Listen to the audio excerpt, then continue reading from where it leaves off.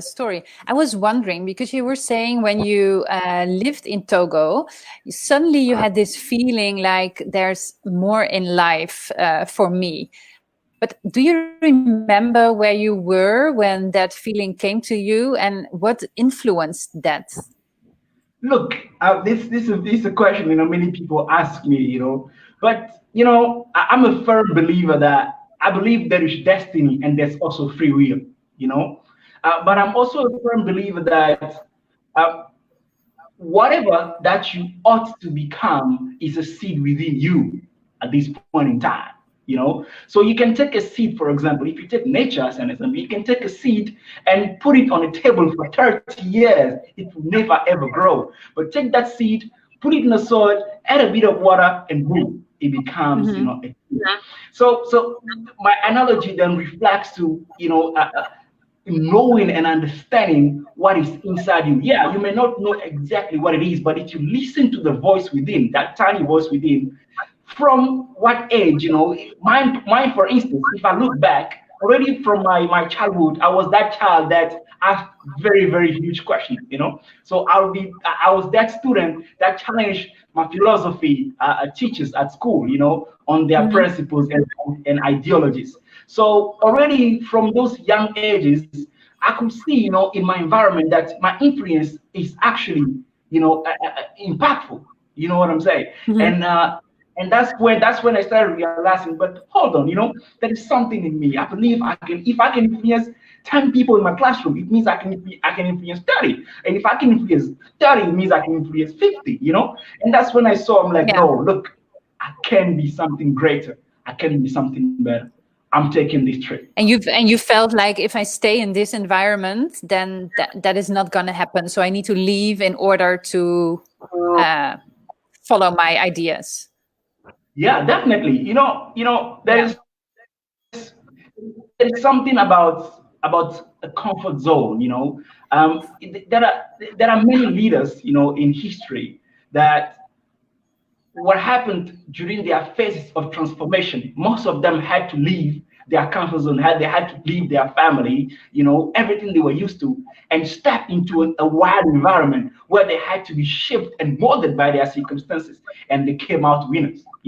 So that's the choice that Yeah. I made, yeah, to choose a different kind of circumstances that could, enable me to test, basically, yeah, put to the test the ability and skills that I had in me. Yeah.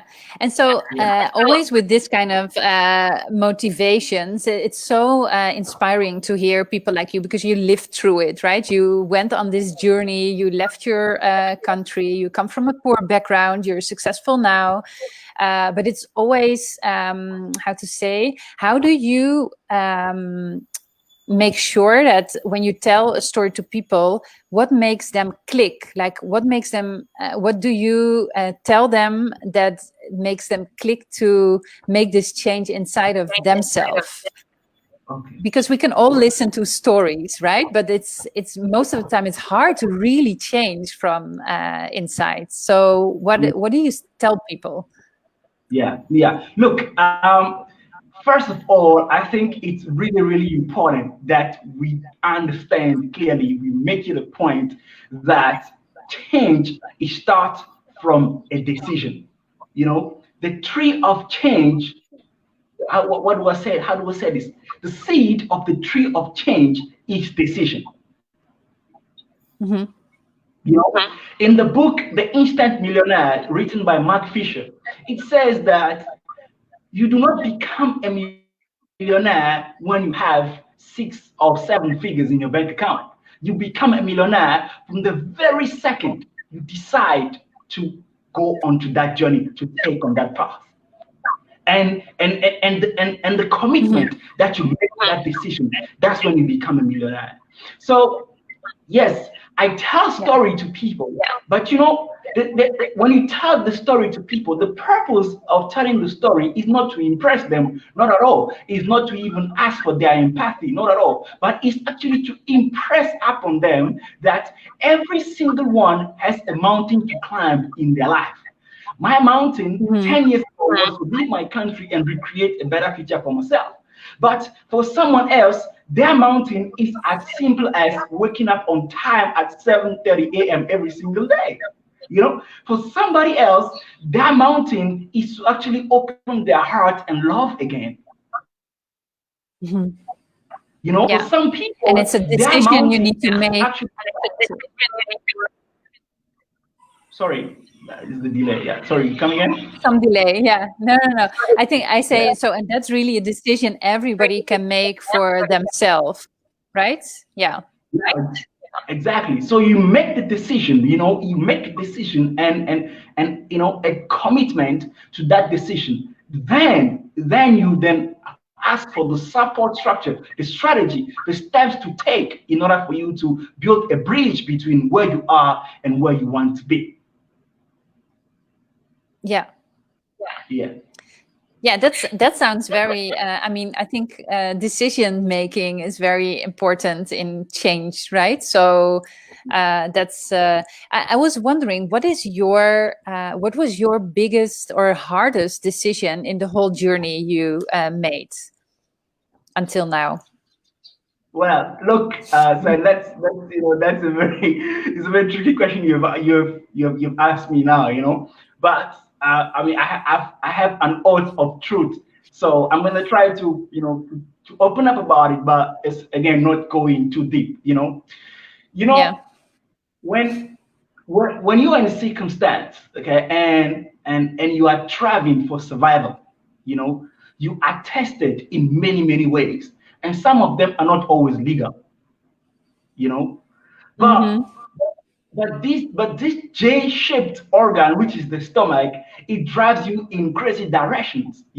People have committed murder just because of their stomach. People are prostituting themselves just because of their stomach. People are selling drugs just to feed their families. So if there's any hard decision I've had to make on that journey, it was to either decide to stick on the path where it's gonna be hard. Yeah, I might make money, but it's gonna take some time for me to get to where I am, or Mm-hmm. decide to go down the path of becoming an illegal, I don't know, a businessman or anything like that. So those were the toughest moments of my life, because when we are faced with those tough circumstances where you had to make things happen now or else your life depends on it. You know what I'm saying? So it can be really difficult. Mm-hmm. But thank God I'm standing here today, which means I was able to make the right choice, and that's where I am today. Yeah. So, do you have an example of what you just told me about? Well, definitely I can give you an example. Look, I remember it was I think about 7 years ago, and I was a street hawker. I was selling basically because back then I think when I arrived in South Africa, I had nothing. I remember sleeping on a shack of $20. The rent was $20, but I couldn't even afford it.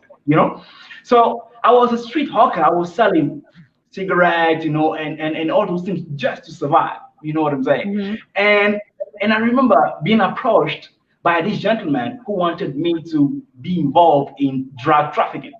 He said, Mm-hmm. "Hey, listen, you can make a lot of money with this, this and that and this and that, and he tried to convince me. And I stood my ground and I said no.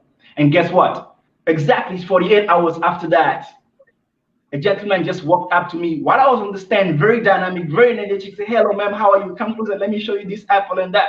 Say, "Listen, I love your energy. Tomorrow there's an interview at this so in place. Please come through." And boom, that's where the breakthrough started. So that was one example. I would urge people to stay committed Wow. to Yeah. one in their life. Yeah.